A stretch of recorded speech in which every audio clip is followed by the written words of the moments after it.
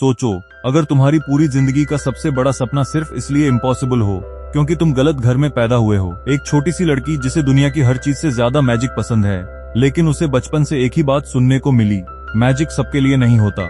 और शायद इसी वजह से उसका दिल हर रोज थोड़ा थोड़ा टूट रहा था। लेकिन उसे बिल्कुल भी अंदाजा नहीं था कि बहुत जल्द उसकी जिंदगी में एक ऐसा इंसान आने वाला है जो उसकी पूरी दुनिया ही बदल देगा।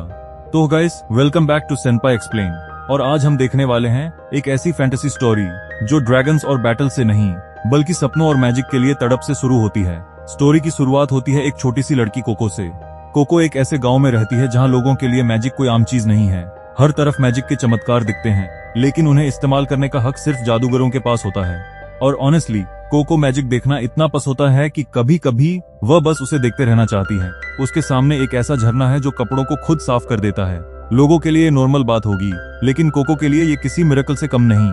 उसकी आंखों में वही चमक दिख रही होती है जो किसी बच्चे की आंखों में अपना फेवरेट ड्रीम देखकर आती है।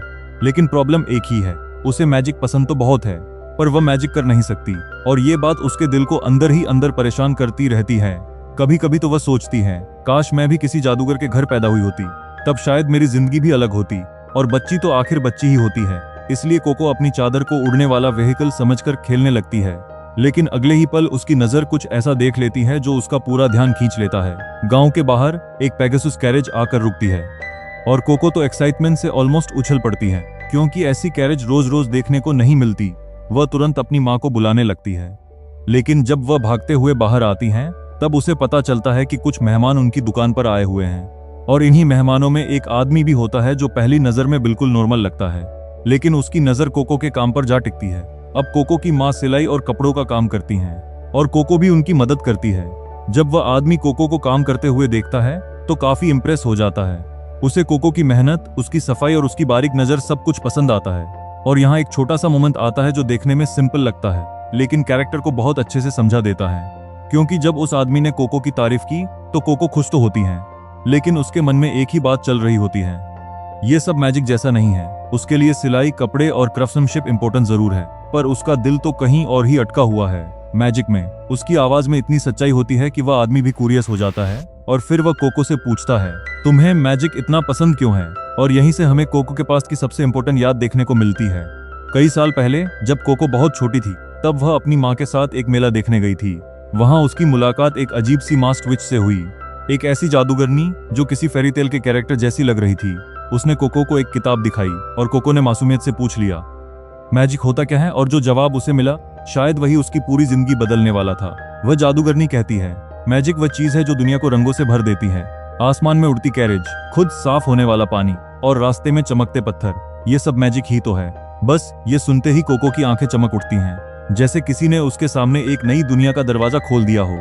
उस मोमेंट में कोको सिर्फ मैजिक को नहीं देख रही होती, वह उसे महसूस कर रही होती है। और वहीं से उसका सपना शुरू होता है। वह किताब खरीद लेती है और उसके साथ उसे एक छोटी सी वन भी मिल जाती है। उस दिन से कोको के दिल में सिर्फ एक ही ख्वाहिश रह जाती है, मैजिक सीखना, एक दिन जादूगर बनना और दुनिया को और भी खूबसूरत बनाना। लेकिन हर सपने की राह इतनी आसान कहाँ होती है।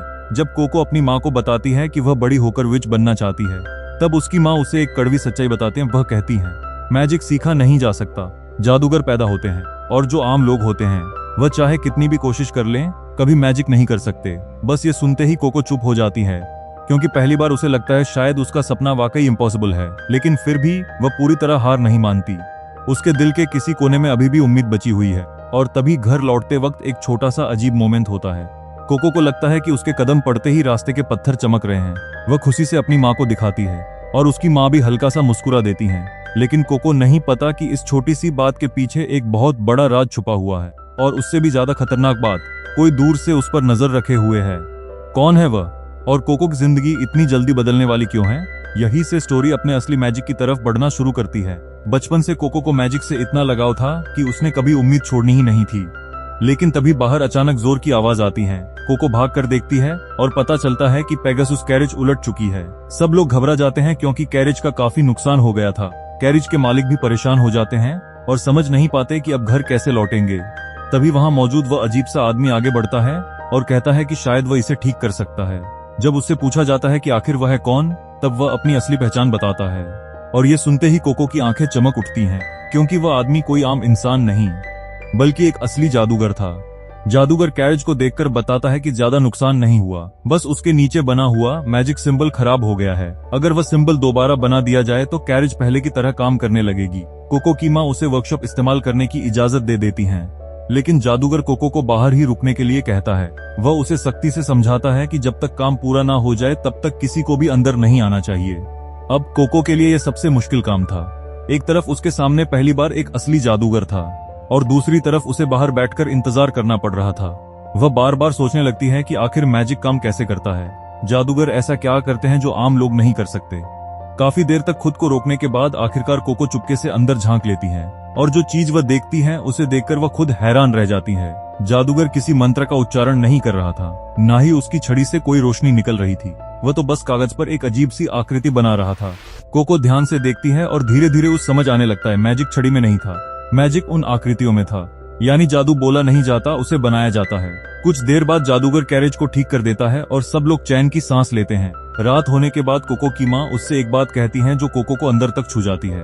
वह कहती है कि पहले ही वह अपने पति को खो चुकी हैं और अब वह कोको को भी खुद से दूर नहीं जाने देना चाहती। ये सुनकर कोको भी उनसे वादा करती है कि वह उन्हें कभी अकेला छोड़कर नहीं जाएगी। लेकिन उस रात कोको को नींद ही नहीं आती। उसके दिमाग में बार बार वही वर्कशॉप वाला सीन घूम रहा था। आखिर जादूगर ने ऐसा क्या किया था। सबके सो जाने के बाद वह अपनी पुरानी मैजिक वाली किताब निकालती है। किताब खोलते ही उसकी नजर उन्हीं आकृतियों पर पड़ती है जो उसने वर्कशॉप में देखी थी और तब उसे एक और शॉकिंग बात पता चलती है। उस जादुई वन के अंदर एक छुपा हुआ पेन था। अब कोको को यकीन हो चुका था कि वह भी मैजिक कर सकती है। वह तुरंत कागज पर एक आकृति बनाना शुरू करती है।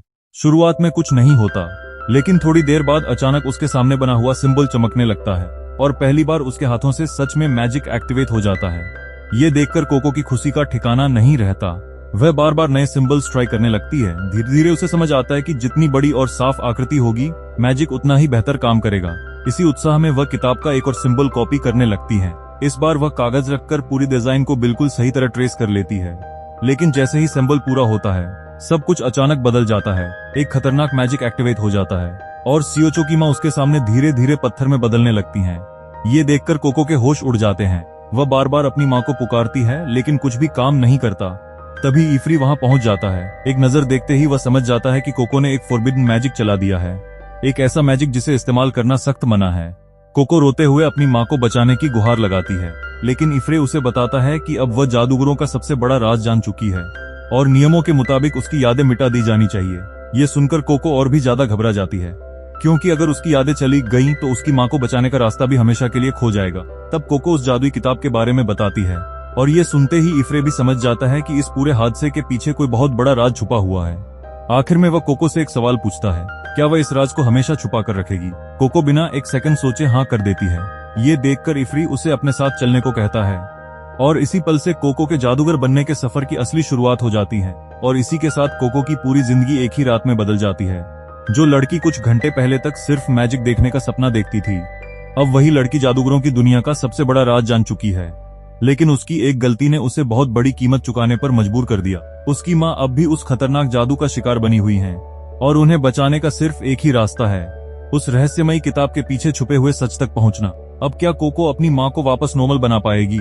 आखिर वह किताब उसे किसने दी थी और जादूगरों की दुनिया के अंदर ऐसे और कितने राज छुपे हुए हैं? ये सब हमें देखने को मिलेगा अगले एपिसोड में। तो गाइस, अगर आपको ये मैजिकल जर्नी पसंद आई हो तो वीडियो को लाइक जरूर करना और ऐसे ही एनिमे एक्सप्लेनेशंस और इमोशनल स्टोरीज के लिए सब्सक्राइब करो सेंपाई एक्सप्लेन को, ताकि अगला एपिसोड मिस ना हो। तब तक के लिए stay safe, keep watching anime and as always senpai will explain everything.